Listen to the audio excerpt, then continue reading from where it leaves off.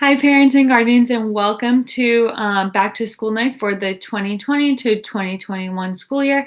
I'm Miss Anastasio. I am your students' World History and Financial Literacy Social Studies teacher for this school year, and I'm so excited for you guys to get to know me a little and get to know, what we're going to be learning about this school year and expectations and rules that I expect from your students through this school year, whether in the remote classroom but in the virtual classroom also. So we are going to get started. I'm going to present to you guys my screen so you guys will be able to go through with me and see a PowerPoint presentation that I have for you all.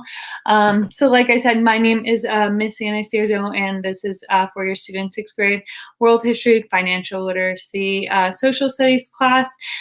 This is my first year at Irvington and at University Middle School, and I'm so excited to be here. I'm having so much fun, and I'm enjoying being with your students so much. So I can't wait to make it a great year with them. So this is the virtual learning schedule that they are following for A and B days. This is available on Google Classroom, they should know that it's available for them on my Google Classroom. So if they ever need to reference it back and remember what time class starts, they are able to do so on Google Classroom, and it's available for them.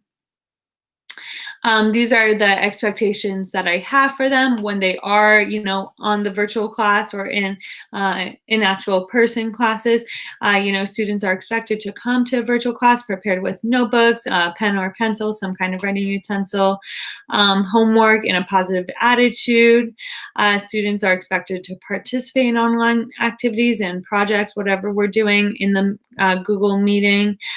Students are also expected to participate in class discussions and ask questions, whether that's volunteering an answer or volunteering by reading a little paragraph or something like that, along with asking questions. It's hard for me because I'm not able to see your students, in person or physically. So a lot of the time it's hard for me to tell who's confused and who needs me to clarify any directions that we went over because I'm not able to see their face. So just making sure if they have the questions or they need anything clarified, please make sure to do so for me. That helps me out a lot and it helps them.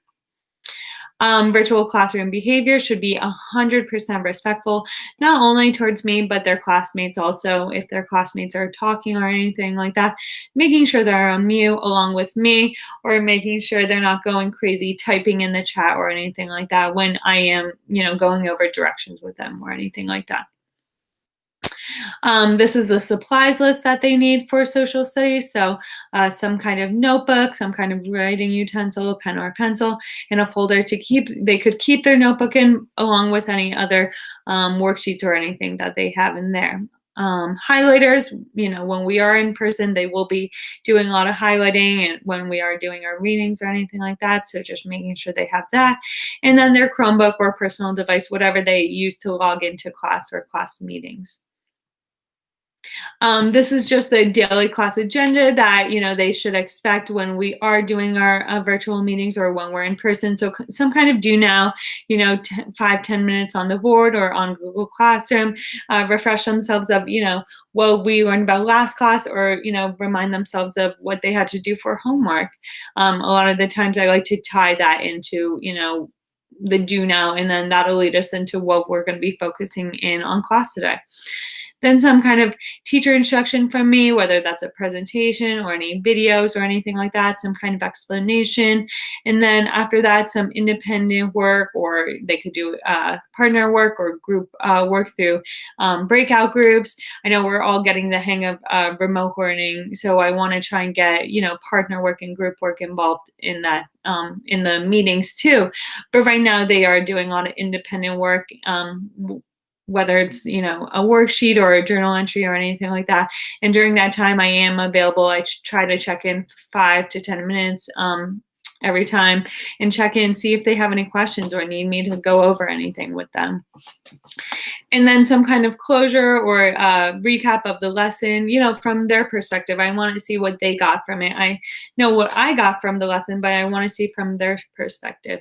And then homework. A lot of the time, if we do get through everything that we need to in class, I like to give them time at the end of class to get started with that homework, but, to make sure that we are focusing and we're being productive when we are in class and during our meetings. So we can get that time towards the end to do that homework.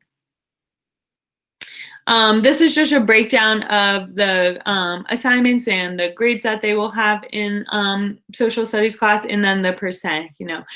Tests are 25% of their grade, so a quarter of their grade. Quizzes are 15% of their grade.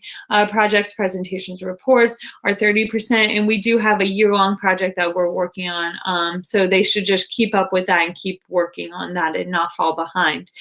Classwork, whether they're, when they log into the meetings or they're doing the do nows or, participating by answering questions, reading, anything like that, that's, 20% of their grade. And then homework. So, anything that I expect from them to do for homework, I expect, them to have it completed by the next class period. And that's 10% of the grade. These are just some of the rules and other expectations that I expect from the students throughout the school year, remote learning and in person, being respectful to each other's thoughts, feelings, ideas, and opinions. We are all different people in the classroom, and I like to have class discussions and hear from different perspectives and ideas. So just being respectful of one another, respecting school property, your Chromebook, or when we are in person, anything there, or even your classmates' properties and my property. When we disrespect each other or any properties, the schools, your student, each other's students, or my property, then there's consequences, and they aren't given the privilege or the access to do things the next time because they were disrespectful. Coming to class prepared to learn with all the necessary materials and supplies, that notebook, their folder, writing utensil, making sure they follow directions the first time they are given. So I do know that sometimes I need to give directions a second time to clarify or specify some things, but when I keep giving directions over and over to different students, that takes up time, and that we could be doing fun things like a Kahoot, a review game, or homework. So just making sure that they follow directions the first time they are given, making sure there's not eating, drinking, any foul language, fighting, or arguing in the virtual classroom, and just making sure that they observe and follow all school rules and rules in the student handbook that are put in place for them. These are just the consequences that go along when your students are, following or upholding to those expectations or the rules that we expect from them. Verbal warning, calling home.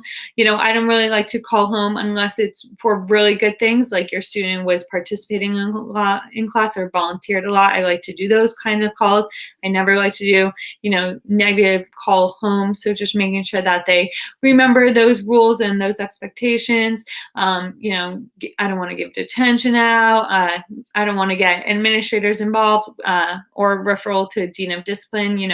Me and the administrators, we are all partners in your child's education, and we only want them to succeed and do well. So, they have to, I definitely am working with them to hopefully get them to succeed and do well. And they have to work with me too with that.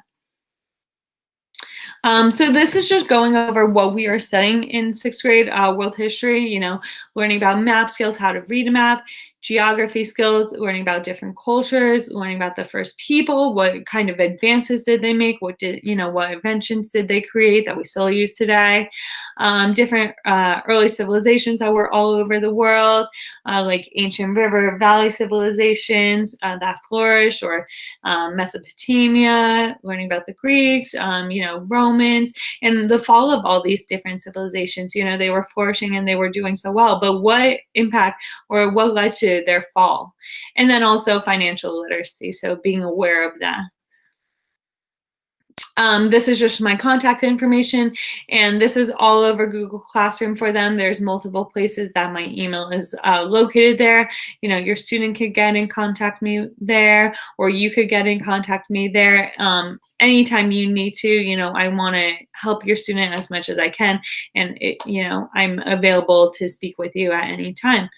I'm available during my virtual office hours. That's from 2:15 to 2:51 every day, after all their meetings. So if they ever need me or need me to clarify anything that we went over in class, I would be more than happy to do so then, for sure. And then, I mean, if we were in person, this would be the time that you would ask me any questions. But if you have any questions or need me to clarify anything or go over anything with you, please make sure to reach out to me and email me. I want to help your students succeed and do well as much as I can. And if you could assist me with that or need my help in that in any way, please, reach out for me anytime you need to. Okay. I'm available and I'm here for you. So thank you.